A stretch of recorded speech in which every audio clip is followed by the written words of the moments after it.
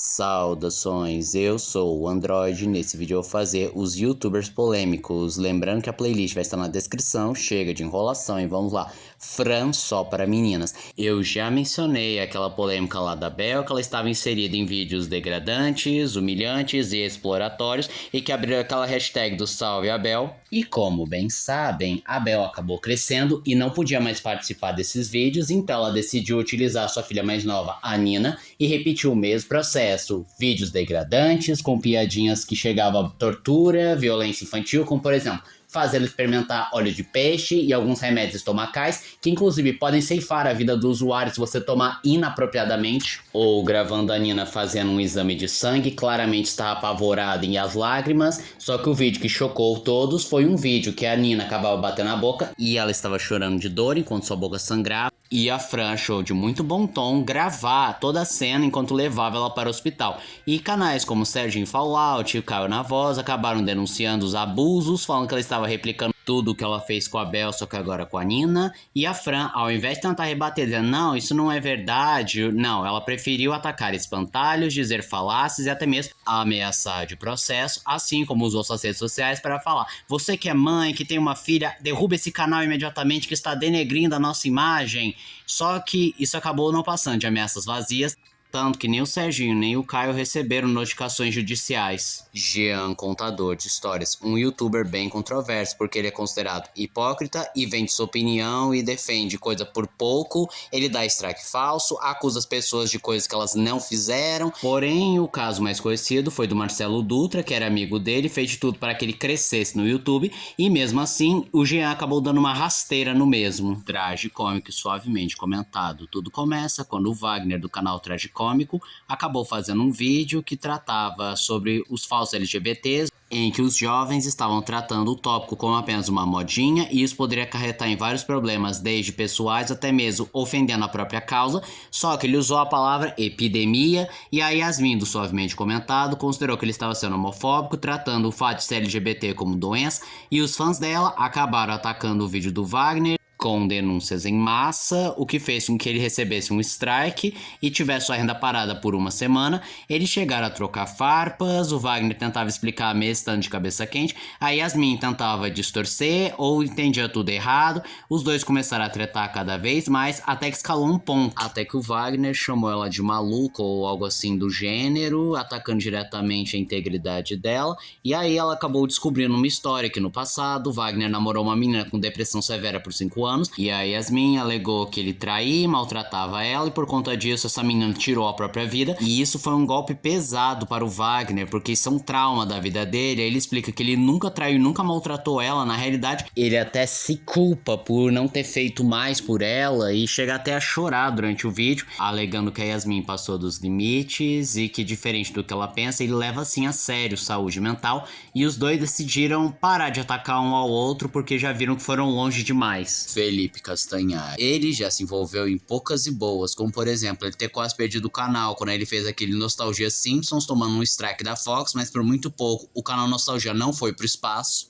Ele também se envolveu em microtretas com outros influenciadores, youtubers, em que ele trocou algumas farpas. O pessoal também criticou bastante ele constantemente sinalizar virtude, ter abraçado de vez a esquerda e ter ele parar de falar palavrão, tentando ser politicamente correto. E teve uma época que criticaram o trabalho dele, falando que ele não era professor de história nem de geografia, então ele não poderia fazer esse tipo de tema, só que ele falou que não era necessário e que ele tinha uma equipe de professores e historiadores para ajudá-lo nos roteiros. Mas até isso é questionável, levando em conta os vídeos da Venezuela, nazismo e Coreias, que eu não vou falar nessa parte, ou melhor, não vou relembrar nessa parte, só em uma parte posterior.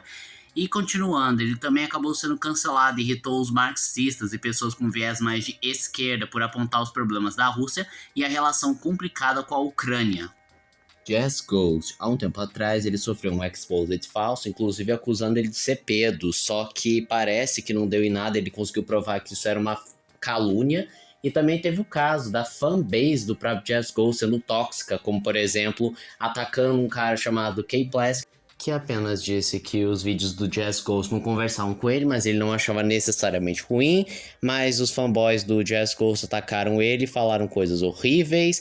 Também teve aquela treta com a Emily Vick, em que os fãs da Emily Vick decidiram atacar o Just Ghost. Babi Baby Doll, uma pessoa bem controversa na internet que já fez vários comentários polêmicos, mas o que se destaca é que ela diz que ele odiava pobre e que manteve relações sexuais com um povo. E quando vários canais de opinião apontaram as hipocrisias e bizarrices que ela cometia, ela disse que chamaria a polícia e processaria a todos, mas isso não foi pra frente. Steven Fake era outro canal no mesmo naipe do Hulk BR, em que ele fazia thumbs apelativas, com clickbait e imagens inapropriadas com animações infantis, e por conta disso atraía as crianças, o que também tornava inapropriados seus conteúdos.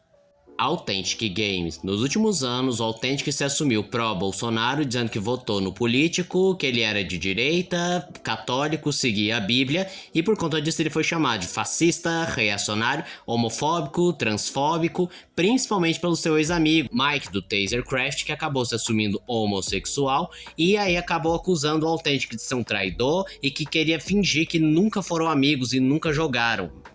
Melba era uma streamer que gerou muita controvérsia por vários comentários inapropriados, como não gostar de pessoas tímidas. Ela também foi preconceituosa, homofóbica, racista e pior, sexualizou Technoblade, que foi aquela criança que jogava Minecraft que infelizmente perdeu a sua vida por conta de um tumor no cérebro. Jojo99 acabou estourando uma polêmica revelando que quando ele tinha 21, ele se envolveu com uma menor de 14 anos, mas no início ele reagiu muito mal, dando strike em todos aqueles que comentavam sua polêmica, e depois ele veio se desculpando, não negando absolutamente nada, dizendo que ele se arrepende, que ele pagou pelos crimes dele, não sei o que mais. Só que essa polêmica renasceu quando o canal Kazumi Bonitão fez um vídeo criticando o Jojo99, reagindo ao trailer de Jojo Parte 7 ou Steel Ball Run, dizendo que era muito forçado, que ele estava se emocionando de graça, principalmente porque o trailer estava péssimo, uma animação dura, travada e com um 3D mal mesclado. Só que o Jojo99 viu, não gostou, disse que ia aplicar um strike por uso indevido da imagem, por estar falando mal dele, só que o Kazumi relembrou que ele também tem teto de vidro, relembrando aquela história da menina de 14 anos. E então cada um foi fazendo um vídeo resposta contra cada um, e aí então apareceram outras pessoas em defesa do Jojo99, só que o próprio Kazumi e a própria internet perceberam que eles eram amigos do Jojo99, então claro que defenderiam ele. E aparentemente eles estão no momento de cessar fogo.